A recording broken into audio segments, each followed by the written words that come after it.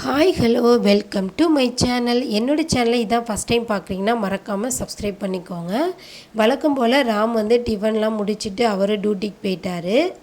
சன்வியும் tiffin சாப்பிட்டுட்டு தூங்க வச்சுட்டேன். இன்றைக்கி காலையில் வந்து இட்லியும் கார சட்னியும் தான் பண்ணினேன்.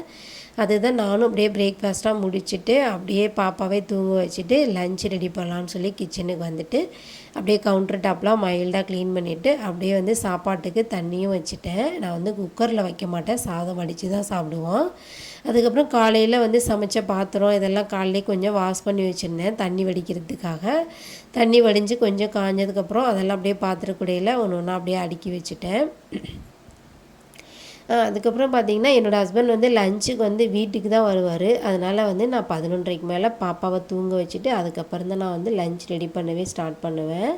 இன்றைக்கி வந்து என்ன சமைக்க போகிறேன்னா சாதம் வடித்து வெண்டைக்காய் காரக்குழம்பு வச்சு கேரட் பொரியல் தான் செய்யலான் இருக்கேன். அப்படியே தண்ணியும் காஞ்சிருச்சு, அரிசியும் போட போகிறேன். என்னோடய கிச்சன் வந்து பார்த்திங்கன்னா ரொம்ப குட்டியாக தான் இருக்கும். எனக்கும் வந்து அதில் சின்ன சின்ன திங்ஸ்லாம் வாங்கி கொஞ்சம் நமக்கு பிடிச்ச மாதிரி கிச்சனை அழகாக காட்டணும், அழகாக வச்சுருக்கணும் அப்படின்னு நினச்சி தான் நான் வந்து சின்ன சின்ன சேவிங்ஸ்லாம் நான் பண்ணிகிட்ருக்கேன்.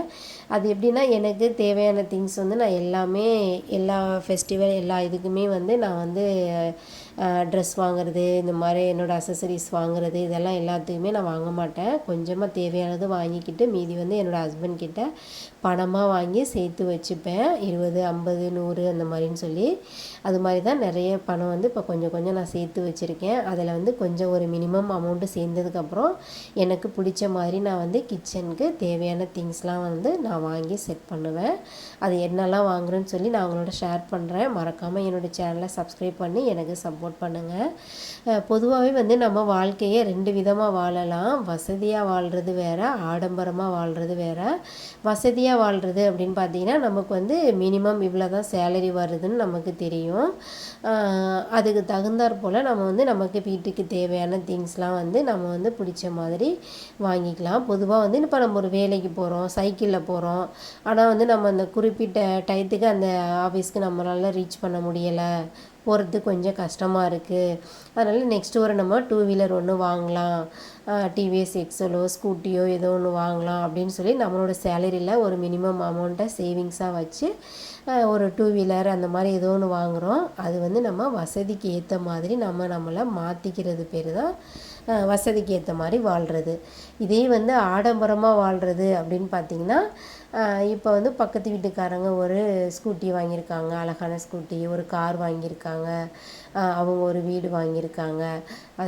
அதை பார்த்து நம்மளும் அதே மாதிரி நம்ம ஒரு கார் வாங்கணும், அவங்கள மாதிரி நம்மளும் ஆடம்பரமான வாழ்க்கைகளை வாங்கணும், நல்ல ஒரு ஆபரணங்கள், நகை, ட்ரெஸ்ஸு இதெல்லாம் வந்து நல்லா நம்மளும் வாங்கி போடணும்னு சொல்லி அடுத்தவங்களை பார்த்து அந்த ஆடம்பரத்துக்காக பந்தாவுக்காக வாங்குறது பேர் ஆடம்பரமான வாழ்க்கை. ஆடம்பரமான வாழ்க்கையை வாங்கணுன்னாக்கா நம்ம வாங்குகிற வருமானத்தை விட அதிகமாக ஹஸ்பண்டை கேட்டு டார்ச்சர் பண்ணி எனக்கு இதை வாங்கி தந்தே ஆகணும், அவங்கள மாதிரியே நம்மளோட லைஃப் ஸ்டைலும் மாறணும் அப்படின்னு சொல்லி நாம் லைஃப் ஸ்டைலை மாற்றுறதுக்காக நம்ம கடன் வாங்கி, வட்டிக்கு கடன் வாங்கி, இஎம்ஐ வாங்கி அதை கட்ட முடியாமல் நிறைய குடும்பங்கள் வந்து பார்த்திங்கன்னா கடனாளியாகவும் இருக்காங்க. எப்படி வாழ்க்கை வாழ முடியும், இதுக்கப்புறம் எப்படி நம்ம லைஃப்பை சர்வை பண்ண போகிறோன்றது தெரியாமல் நிறைய பேர் முழிச்சிட்ருப்பாங்க. அந்த மாதிரி இல்லாமல் நம்மக்கிட்ட வர்ற வருமானத்தில் கொஞ்சம் நம்ம வீட்டு செலவுகளை சிக்கனமாக பண்ணி குழந்தைங்க படிப்புக்கு எல்லா மெடிசன் இதெல்லாம் போக மீதி வர்ற வருமானத்தில் கொஞ்சமாக நம்ம சேர்த்து வச்சு நம்ம வசதியை வந்து கொஞ்சம் ஒரு படியாக நம்ம வந்து மேலே ஏற்றணும். அதுதான் வசதியான வாழ்க்கை தான் என்றைக்குமே சிறந்ததாக இருக்கும் அப்படின்னு சொல்லி நான் நினைக்கிறேன்.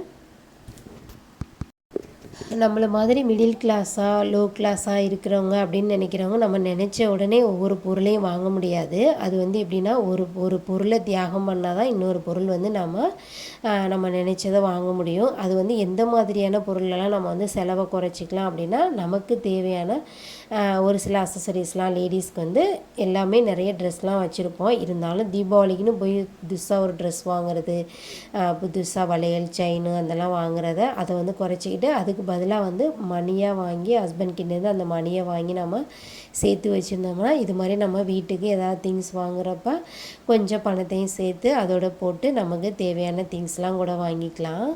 மந்த் எண்டுங்கும் பார்த்திங்கன்னா வீட்லேயே கொஞ்சம் திங்ஸ்லாம் முடிஞ்சிடுச்சு. அதனால் வந்து கொஞ்சம் கோகோனட் ஆயிலையும் மிக்ஸ் பண்ணி தான் அப்படியே கேரட் பொரியலும் பண்ணிட்டேன்.